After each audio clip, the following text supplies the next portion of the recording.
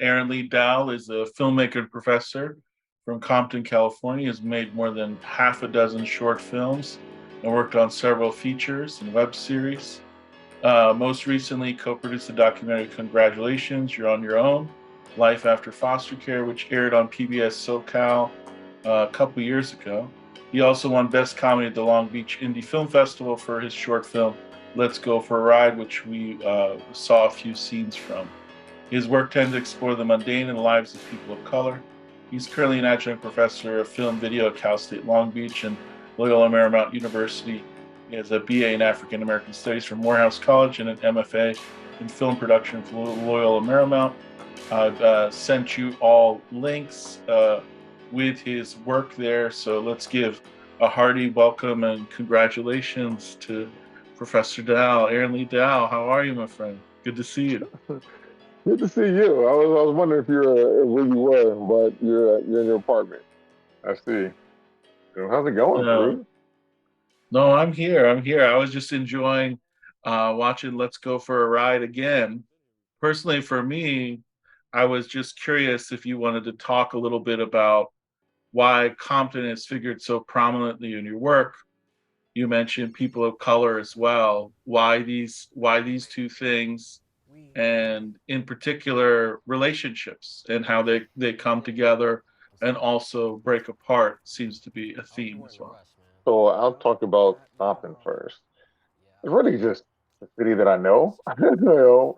Born and raised there. Still live there now. Actually, I spend time away from the city, and it's always funny, especially I remember going off to college. I went to Atlanta.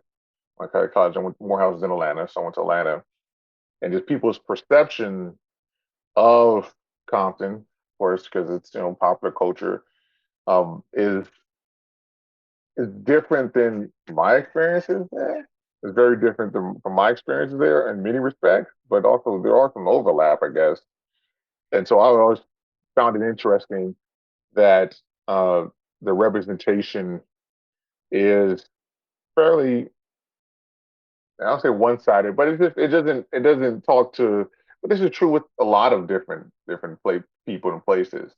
I always say that especially when you talk about like black filmmakers, everybody wants to have good images. Have good. I don't believe in that idea. I believe in the idea of just diversity of images because all communities are diverse. They have people who believe many different things, live many different lifestyles, and I just didn't see necessarily me represented or people like me represented in the way that we work from the city. So that's and it's just it's easy to shoot there because I have family who live there and I can just use their yards, use their houses. I know the streets to shoot on. It's just a familiarity there. Um, yeah, so that's like the biggest reason why I shoot in Compton, and it has a name brand, which is always funny to me. It's always funny how people's perception when I say that. So I find it interesting. And then your second question was about relationships. Um, and it's funny, that's something that I realized a few years ago. I think it was after this film when someone because that part of that bio you read was a bio I had to write for a LACMA when I was working for LACMA as a teaching artist, and they wanted tell me more like also mention the type of like your philosophy in making art and things of that nature. And I was like, oh, I have to sit back and think about this now, huh? Like, how do I want to represent myself to this organization? But it's also more importantly, what is accurate. Um, and I realized like I find relationships interesting, uh, and not just like romantic relationships. So but it's just really the relationships, um, the personal ones, whether it be romantic or platonic or just friendships. And this idea, so I could tell you exactly where like all my movies idea comes from, like the moment when I get this idea. Let's go for a ride was just a good friend of mine who I went to Morehouse with. We met at Morehouse. We became friends at Morehouse.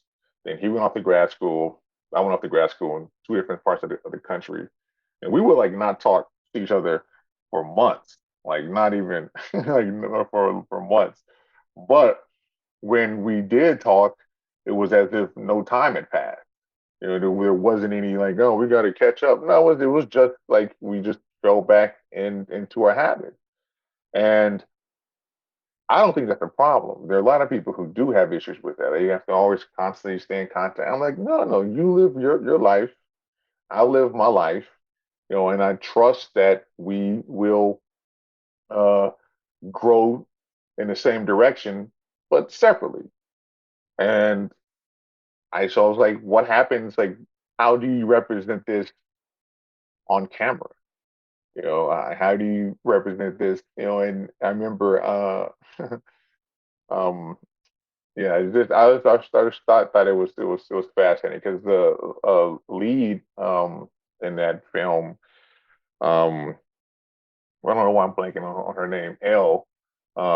She kept asking me, she was like, "So these two characters never dated? They never?" I said, "No, no, they've just always been friends, you know." And that's I realized, especially when you have like different genders, um, people just start to assume these things, and it's like, no, why can't you just have these type of deep friendships and deep connections um, with somebody, and it's okay. People come, people go, um, and it doesn't have to be any more or less than that. Just enjoy the company, the time you have with them, you know.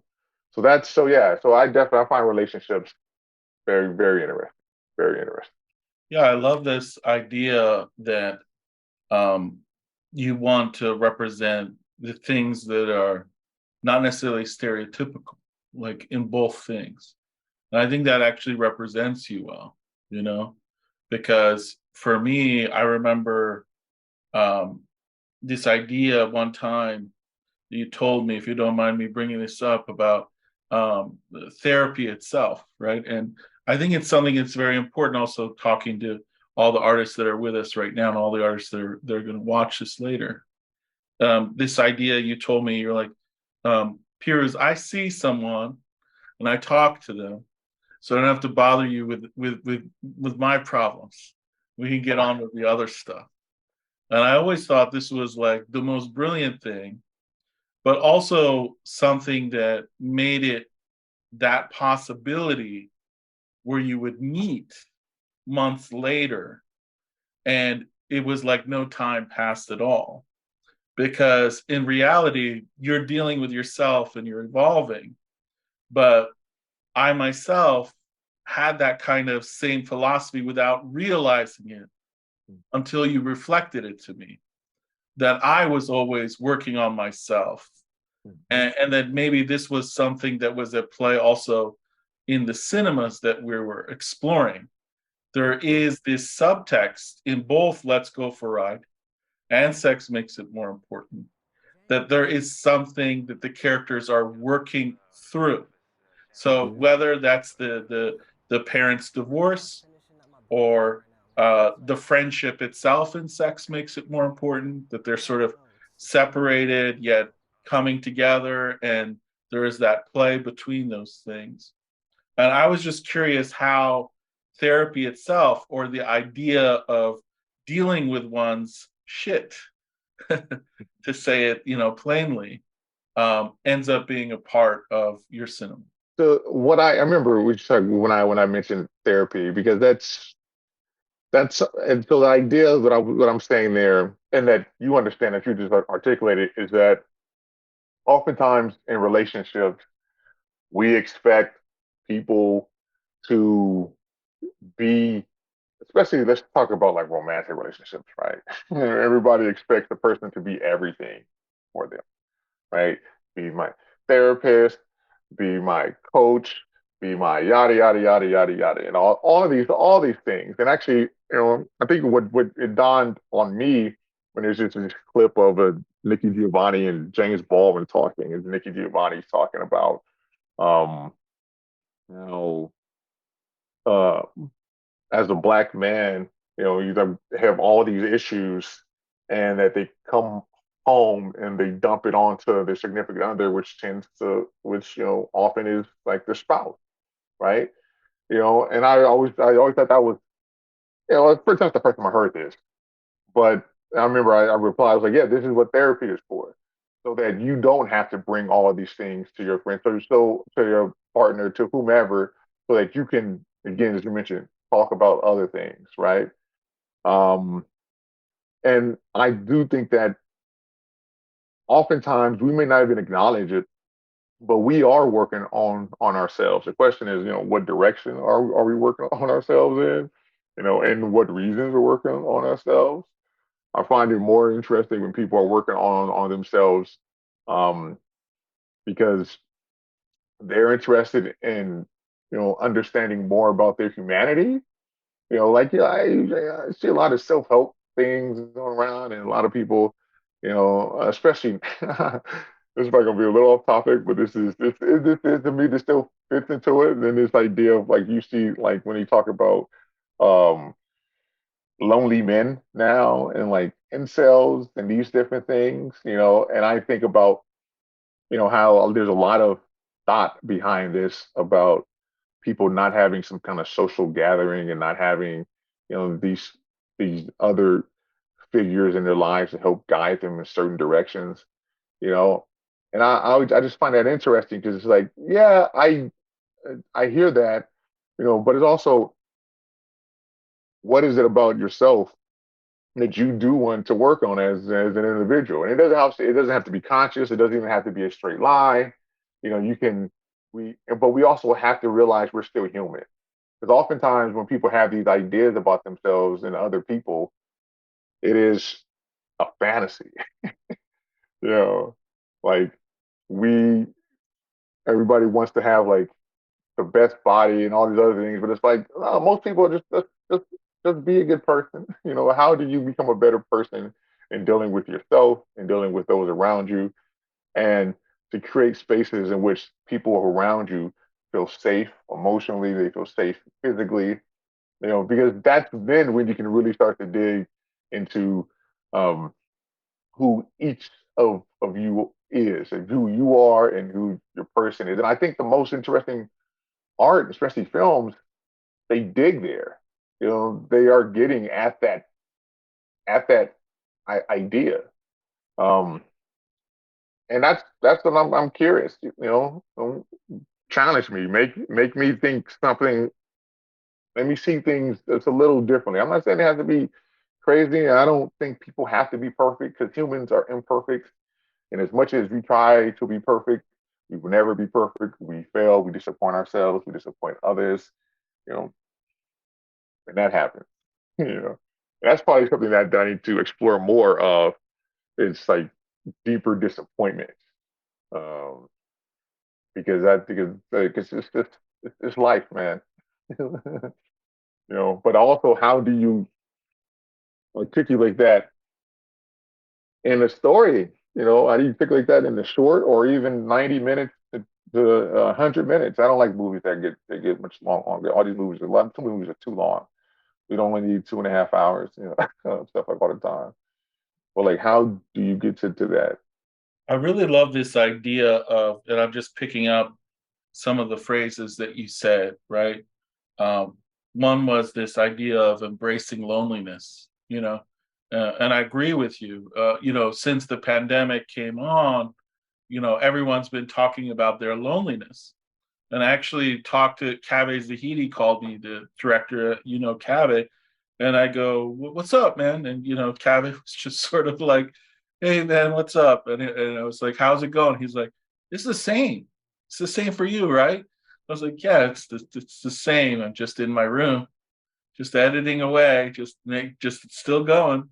Hmm. Um, but at the same time, this idea of embracing loneliness, I do understand that in a deeper sense now, because it's almost like the pandemic forced each of us in different ways, I think, regardless of how okay we were with it or not, to sort of be able to sort of say, okay, well, what makes me tick? And then I love how you connected that with this idea of the fantasy that there are stories that we play in our head that other people are living or having, but it's you yourself that has this worldview that says, oh, okay, well, whatever this story is in my head of what this person is not necessarily the story of that person.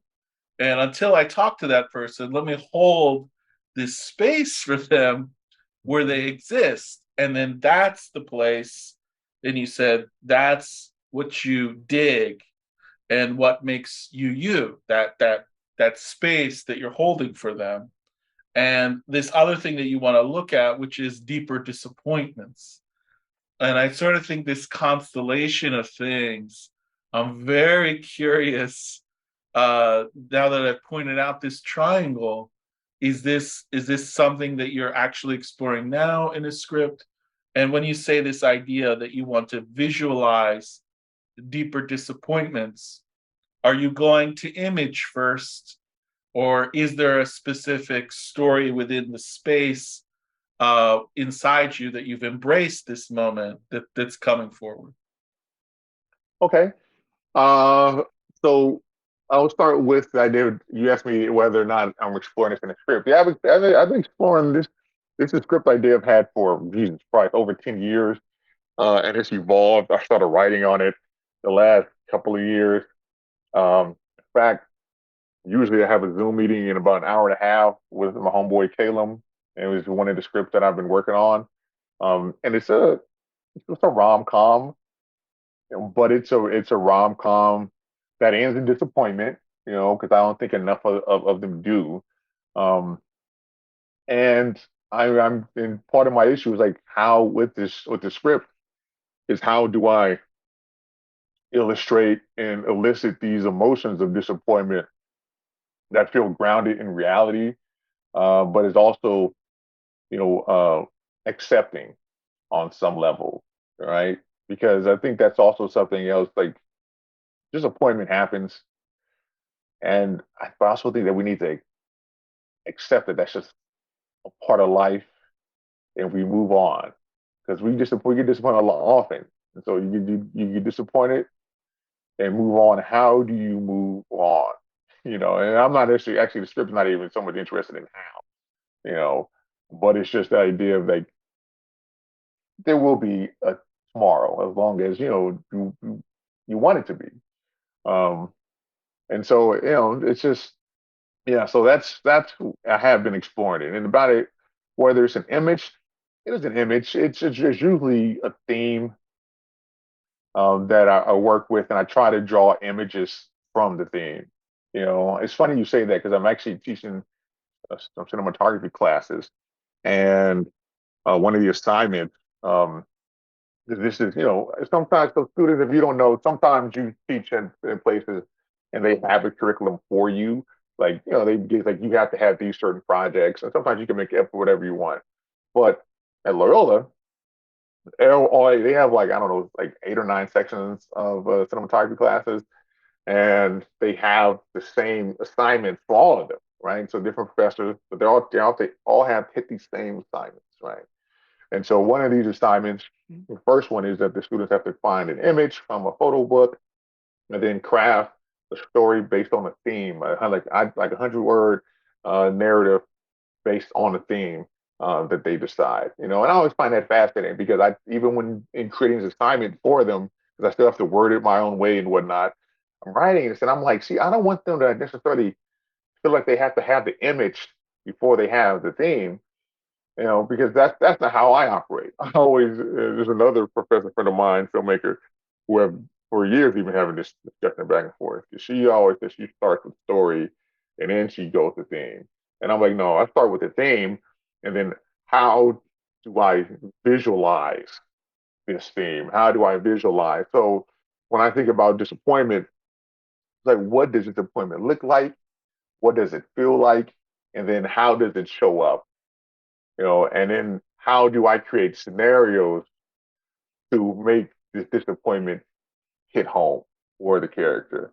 And one thing that you try to do as like a younger filmmaker, or someone who's like new to the craft, is that you try to find these answers in like what in how other folk may feel, and you're like, I want to make sure when we all experience disappointment in the same way, but maybe not for the same reason, right? And so the way you experience disappointment, when anybody experiences disappointment, probably pretty similar, you know. And the way that we interact, and it's probably similar. The reason why we get disappointed may, may differ. So I'm not so much interested, trying to make it so that someone else like I know how disappointment feels.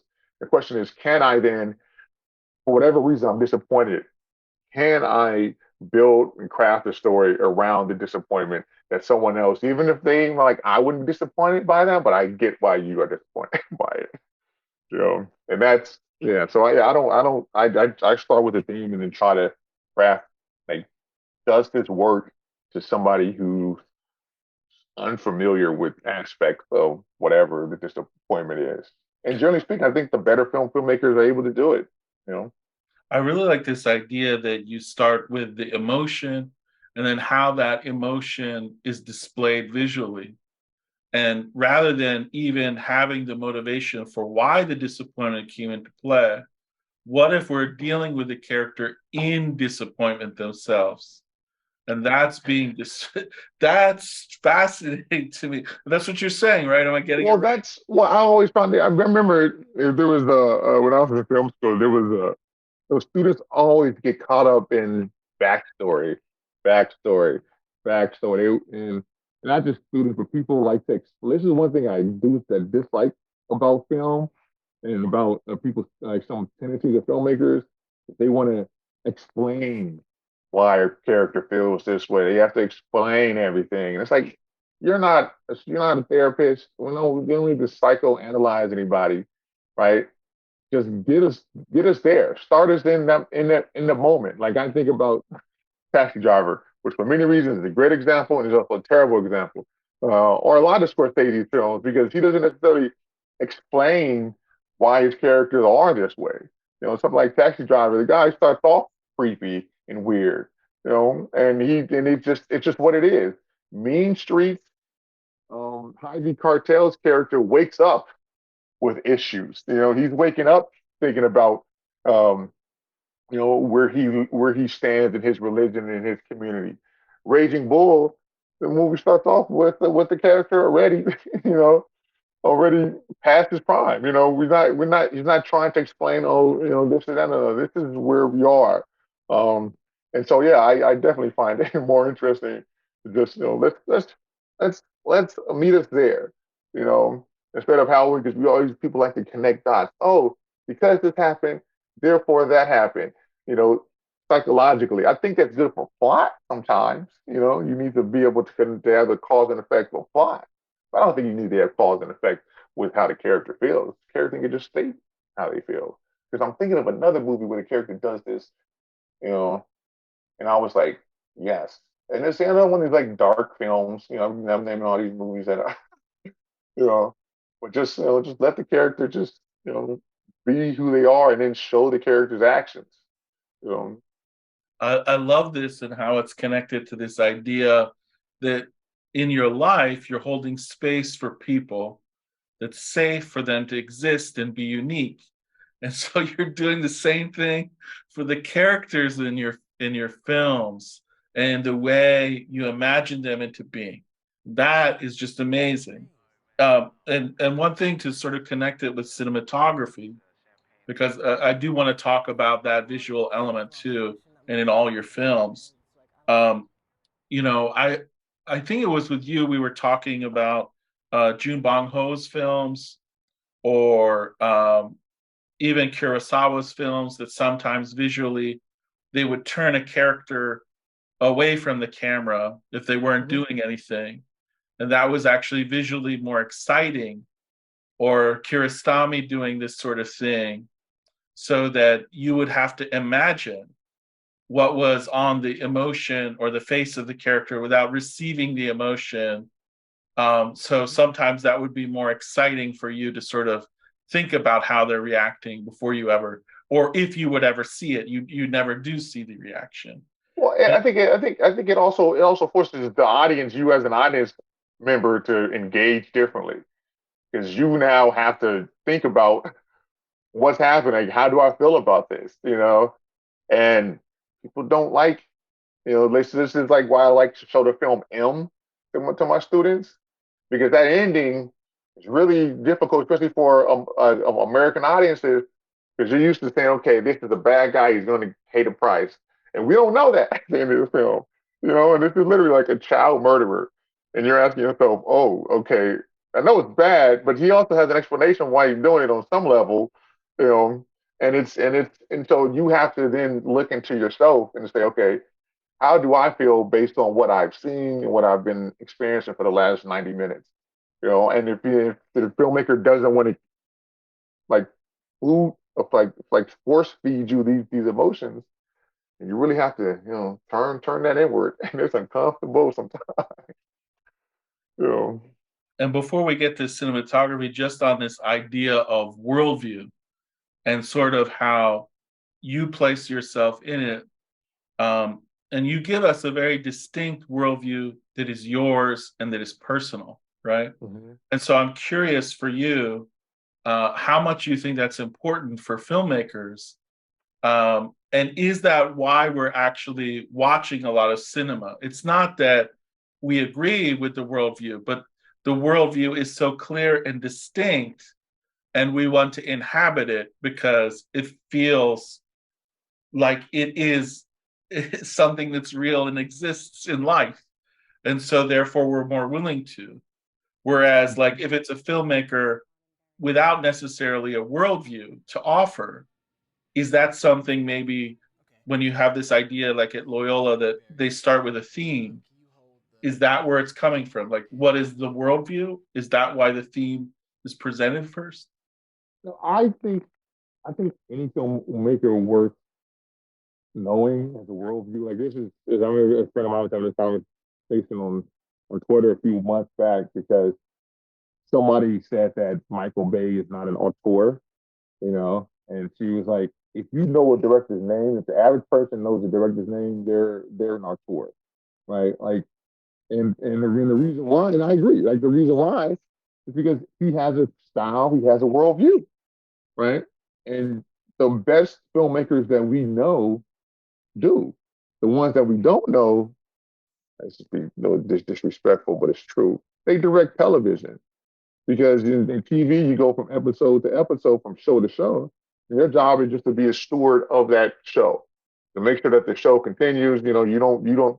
Not to say that you don't put your stamp on it, you know, for that episode, but you know, Scorsese has a worldview, Spielberg has a worldview, Jane Campion has a worldview. All these filmmakers, they have worldviews that they express through their films.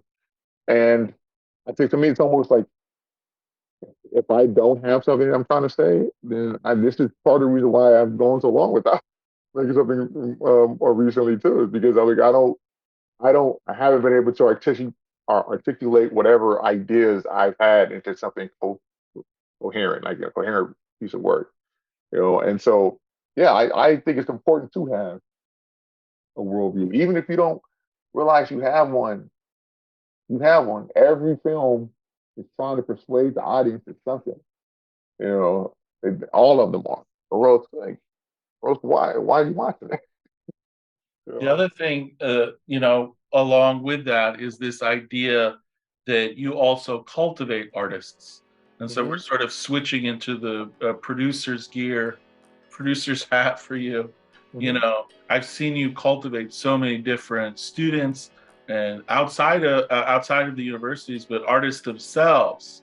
So where does this sort of worldview come in, where you're sort of visualizing your worldview, but then being able to do it for somebody else? Like, I think Ashish is on the line, one of our graduate students here, and he was talking about that with me today during office hours.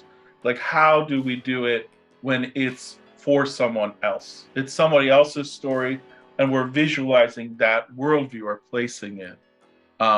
and how much of that is what you end up going to when you don't necessarily have the words or the coherency to do your own worldview at the time because it's still percolating.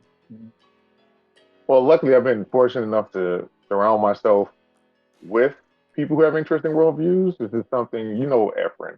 This is something Efren and I realized well over 10 years ago, is that I trust what he has to say, you know, and I like what he has to say. That's, and not every project is for you, And so, if when you see me working with people, it's because like what they're saying, or I like their potential to get there eventually. Like you have a homegirl, Bourgeois.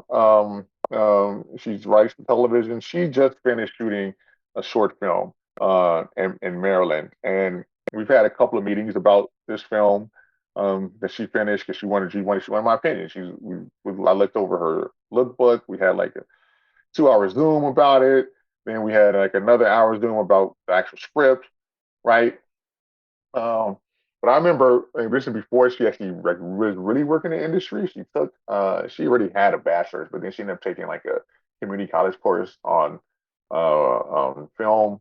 And I saw that the movie. She showed it to me. I asked her if I could see it. It was like 2013 or something like that. And I was like, let me see this movie. And I thought the movie was so fascinating. It's about this uh black woman. These two, like, she's just in her early 30s, but when she made this, she was like in her mid early 20s, right? And these two black women roommates, one of them ends up befriending like an older white neighbor, and they play a game of Bezique, which I'd even heard of this card game before, right? And that's when it's about that generational and different. I thought it was very fascinating. So I told her, I said, hey, why don't we make this again, but for real? Like, I'll help you, make this film. And so that's what we did. We ended up shooting. I produced and shot this short film that she ended up never releasing. And she ended up never releasing because she ended up getting some other jobs in the industry and just like that. But she just never released it. But that experience was a stepping stone for her to make this movie that she's making now, that I think is going to be really, really good, right? Um, but it's because, again, I like where she comes from with her stories. I trust what she's saying with her stories, and I want her to be successful in whatever it is that she's doing with her stories. And so if those three things are not aligned, which again, like, I'm trying to think of some example of somebody that I'm sure there's someone that I'm like, I want their story to fail, but I also don't have the energy to sit up here and have stop them from doing it. People should be able to tell whatever stories that they want to tell, right? We don't have to. We don't like. There's a difference between supporting and encouraging. Like, you can encourage and not support. You can support and not encourage. You can do both, or you can do neither, right? And those stories and the people that I see who are, I'm like, okay, that this is you're saying something interesting. You're doing interesting things. I'll do what I can to support and encourage. But maybe it's just one or the other. But most of the time, it's both. And it's just, I also don't believe in this idea of like, you hear some filmmakers or some artists, I don't, you're not my competition. Like, you aren't, I want you to succeed. I want to, watch you get whatever accolades you get and be like, that was a fun project. Like, there's another friend of mine, Josh Edelman. I don't know if you met Josh, but he had a documentary that he released. I think it was last year. And apparently, like, New York Times called it like the best doc, and it took him years to make the doc, right? And I helped him on some things because, I told him, and he was like, oh, like you deserve an associate producer's credit on it. And I was like, I guess. I said, I wasn't doing it for any of that. I was doing this because I knew you needed this stuff done. I wanted to help you, and I thought the movie was interesting. I thought it was fun. It's what is the name of the movie? It's about Al Lubell, the comedian. I forget the title of it. I should probably remember. but it's a streaming devices and stuff right now if you're interested to see it. But I told him it's not. I'm just curious to see you do what it is you do, and I want to support. So yeah, I don't know. I just and those who I'm not interested in in their vision, I just it's not even that I won't support them, because as the professor, no matter even if you don't like the person's vision, your job is to support. You know, so I'll support. And we had a student in Korea. Uh, he told me that his dream was to own a Christian broadcasting channel in Japan, and I was like, okay, because Japan is the most atheist country in the world, But if that's what you want to do, my job is to train you up, give you all the experience and expertise you need to go, do your vision, you know. So yeah, you know, I just I'm also just curious in things that again that are a little uncomfortable. Yeah, I love this thing of I'm also the same way. I never understood people who were competitive in our industry, and I always celebrate, or I just keep working with people. And I actually think that's actually more, believe it or not, I don't know if you'd agree with it. I think that is the Hollywood attitude of the people that continue in this industry. And I want to give you one example. I want you to see if you feel the same way, right? So we have our group of friends, but we're all still working after, what is this, 13 years for us together on different things, on different projects, right? It reminds me of when I was playing in rock groups in my youth. So there was this thing where, like, um, one of our bass players would play in like three bands or four bands or whatever. And the guitarist would get so upset, to me. And that never made sense to me because I was just like, well, he might get famous with one of those other groups and they're kind of cool.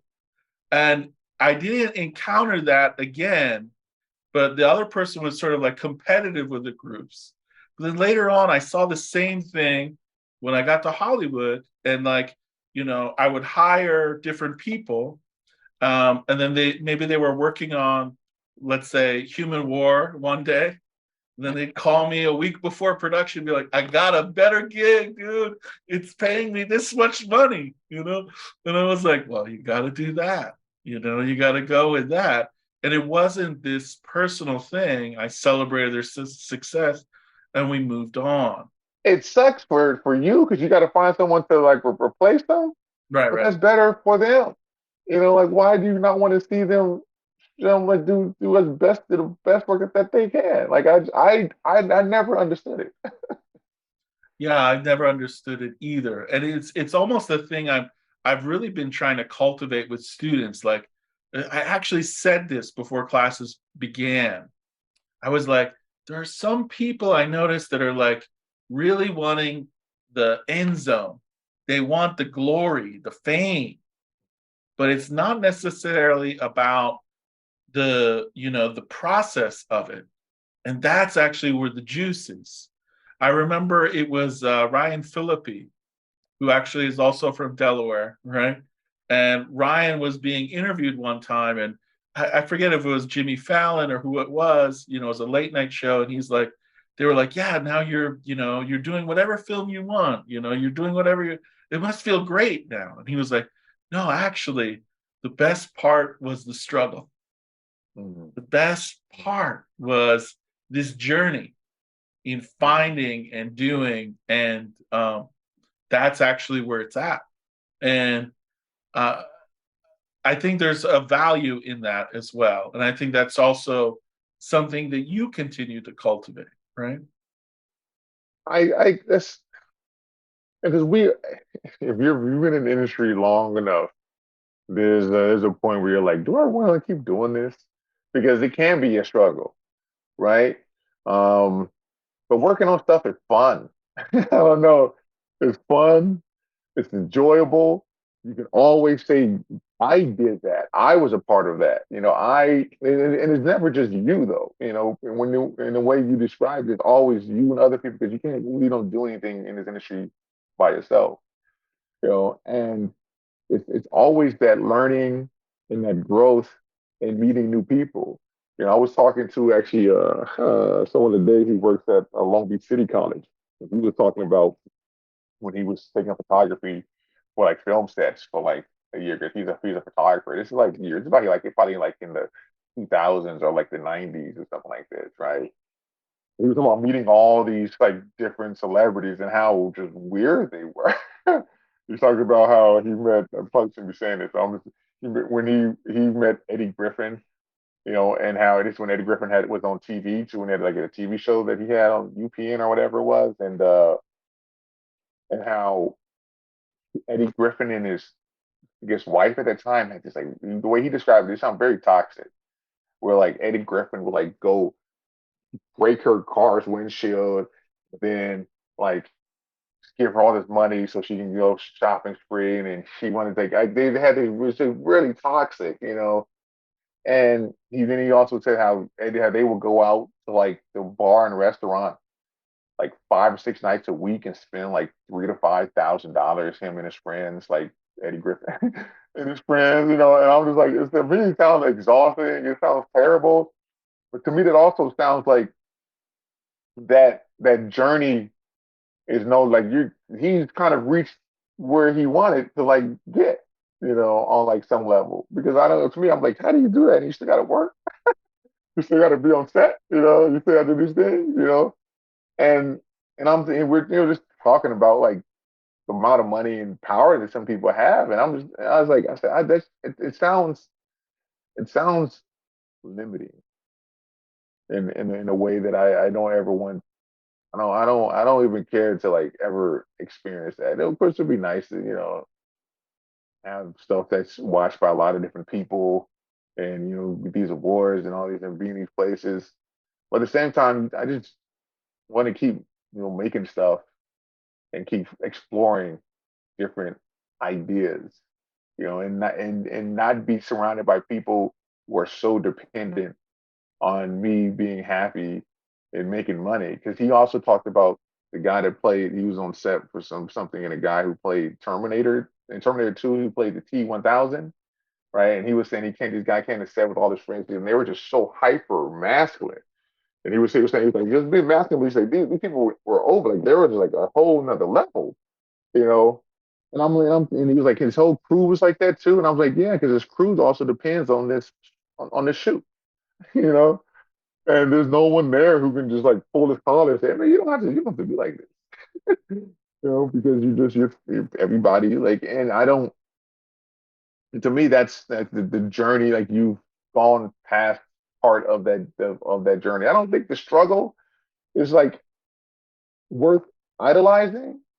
Um, because I don't think because struggle can mean many different things for many different people, you know. But I do think the lessons that you learn and the lessons that you hopefully continue learning because you should never stop. Every project is a new project. I love the story with Spielberg and Scorsese.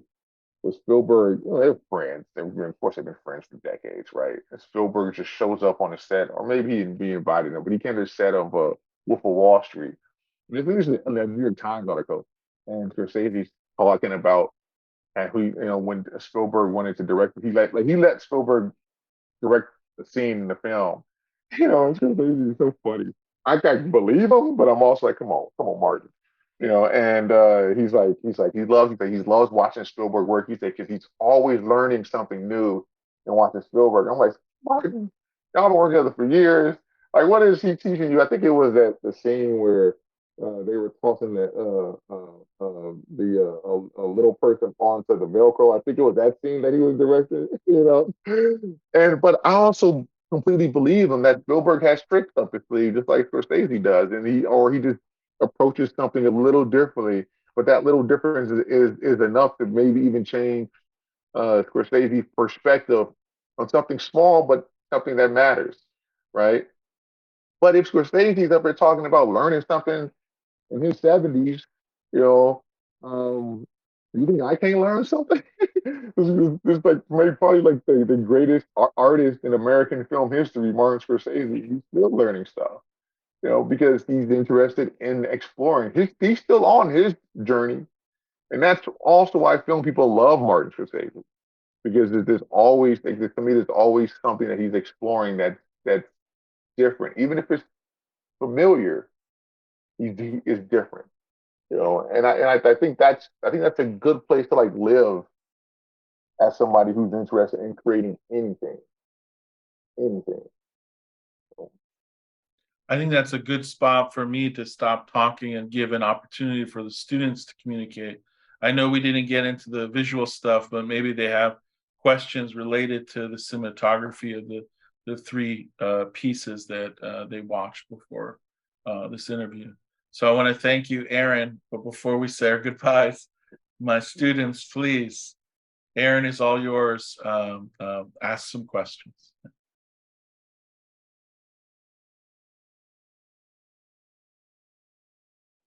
Well, I had a lot of questions, but I'll ask my cinematography question.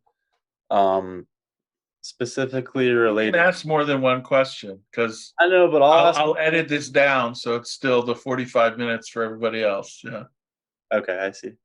Um, but my cinematography question relates to the zombie film, um, where you're having to balance being an actor, um, and Thank you, Pirooz.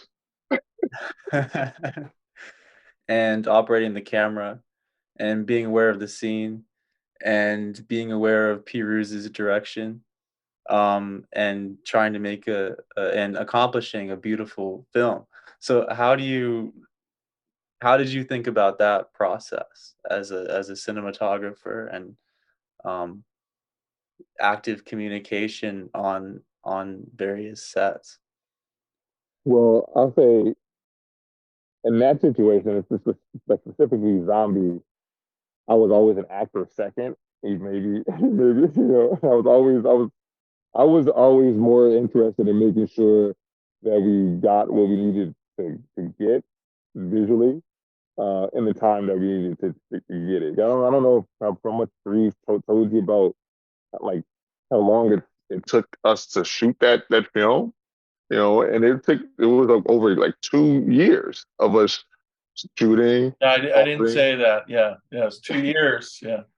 you know, and so it's and so as I'm acting, as I'm shooting, I have to keep in mind what happened previously, and honestly, my focus is on how do I make sure that I get these shots because I'm not an actor by trade, but I'm working with people who are, you know, and so how do we tell this story in the time that we have to tell it in the way that we want to tell it? Honestly, you know, if we were to shoot that film again, we would do so many things that we'll do differently, you know. I'm sure, but it was just like even I'm Spike Lee talks about this. He talks about this about his when he acted his movies. When he's in front of the camera, yes, he has his DP direct because it's just too much brain. It's too much brain power to to use at once. And so I'm always focused on like, okay, it's just framing, especially when you're also the camera operator. It's just framing good. It's just lighting good. You um, it can be especially something like a zombie when we were shooting. Like there's a lot of improv happening too.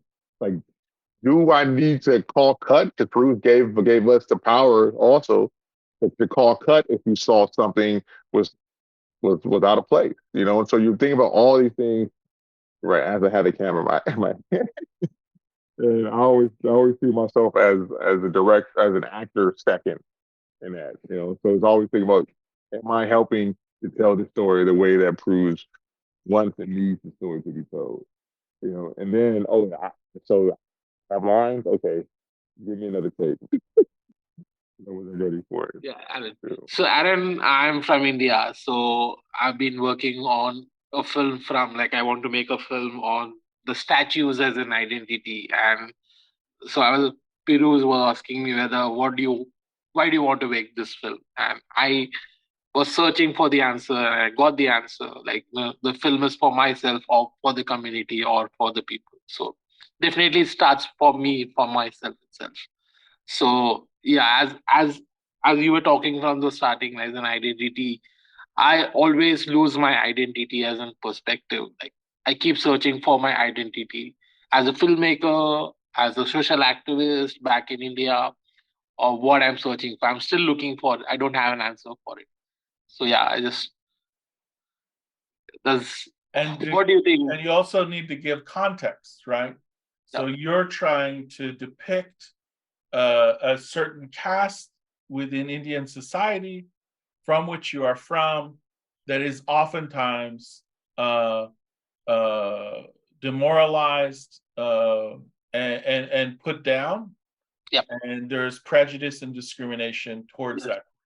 Yes. And it ends up being represented in these statues, which end up going into ill repair and defaced.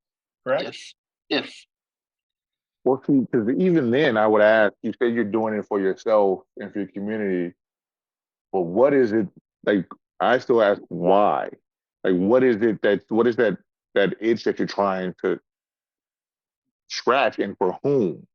When I say for whom, like, that the answer could be for myself, yeah, but you're not just showing it to yourself. Because I think about this a lot with, like, especially, like, Black filmmakers here, where I see Black filmmakers who make stuff, and even some, like, big name Black filmmakers who make stuff, right? And I don't feel that they're making it for us. They're making it for other people's eyes, right? And so my question is, you say you want to, but what you want to make it for yourself and your community, and I ask to drill down on that why, and is everything about that? Like, does it drive down to that theme of doing it for yourself and your community, and why? And your community watches this, what will they say about it? Because I think there is a certain nuance when we're doing things for the community that represent the community, and that the community can say represents them. Because I think about, I'm gonna say her name. I think about, there are a lot of, like, Black filmmakers who, like, someone like Tyler Perry, right? I do not like his stuff. I think his stuff is terrible. But there's one thing that I would never doubt about Tyler Perry. I would never doubt that he's making his films for Black people. As terrible as they are, he knows his audience, and that's who he's doing this stuff for, right? And I've never doubted that. Where there are other people, I think of a film like, what is the name of this movie? I did not like this movie. I think the name of the movie is Dope. I don't know. It came out like 8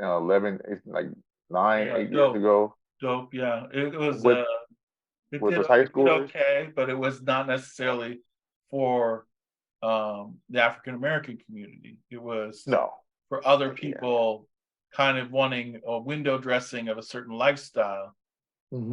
Right? Yeah. And so I just say, just think about that as you're making these stats, because there's things about your film and about the subject matter that only you and your community express, and I'm not saying that needs to be in a film. A lot of times it doesn't, but like you can, but there's a way to make it where you and your community are like, yeah, this is for us. This reminds me of this filmmaker who I think is really good, Kathleen Collins. He made her film Losing Ground, and my homegirl before her, I mentioned earlier that she started an interview with Kathleen Collins. Kathleen Collins passed away like years ago. And she talked about how she was showing this movie. She, like, four-walled a movie theater in New York in, like, the 80s to, like, show it, to screen this film. She had, like, this homeless guy walks in off the street and watches the film, and this guy, he was talking back to the screen, but he got the movie. Like he's watching the movie and he's like, don't mess with her. She's bad news. And Kathleen Collins is like, yes, this guy gets it. This is who I'm. Then that's who she was making the film for. Even if the other people don't get it, she understood who she was making. And I watched this film. The movie's great. You know, I exactly what she was doing, but some other people watch it and they're like, "Oh," but there's some nuance there. You know, and so it's so yeah. So you making the. I'm curious. Explore that why more. You know, and I'm curious to see that why show up in that film as well. And you know what's great about AARON is that he pulls out the best of you. And Yeah. that is a great question for you, Ashish, because I don't know if you realize it, but I have a better idea of your film now in this constellation of Nathan Fielder, of Kaveh Zahidi, of Kathleen Collins, of AARON Lee Dowell, and this question of why that he asked, right? So if you're following the statues and how they're defaced within the communities, Ashish, Yes. and then you are also doing on-camera appearances, why can't you also make this question part of the search and the quest that is part of the film, which is, what is my identity? You ask this question. So what is your identity? Maybe that question is what you're also searching for in these statues whose faces are being eroded, Yes. right? So are you still Indian? Or Mm. are you not Indian anymore, right? Because this is disappearing or this isn't being taken care of. That's a very, very Because I powerful image also and thought. Yeah. think of Marlon Riggs, right? Like this is something that he does in his film, where he's very much curious about like how he's reflected in the work that he does. You know, he's a documentary filmmaker who uses very different type, like different types of media, different types of like performances to tell these stories. You know, but in it, he's in all of his films. His films are always about him, but they're also not about him. You know, because he's asking that why, who am I? And he's really bearing like himself as he's making these films. Thanks. Thanks for this. I'll think about it and I'll work on. Okay, I think we've reached our end. We want to thank you so much for your time. I can't wait for you to be here in Carbondale with us and the exciting films we're going to explore. So thank you so much. And I think all of you can also say your thanks to AARON and we'll send him off. Well, thanks for having me, Pirooz. You and I just need to talk anyway. Just, Oh, yeah, lots of things yeah, going on. I know. I need to catch up, man. That's okay. We'll catch up. But no, it's just great. I love hearing filmmakers because every struggle that you're going through is a struggle that Pirooz and I have gone through. You know, and I think if we weren't thinking deeply about, because it sounds like everybody here is also thinking deeply about how their films affect the world around them. You know, and if you're not thinking about that with your films, I don't see why make them.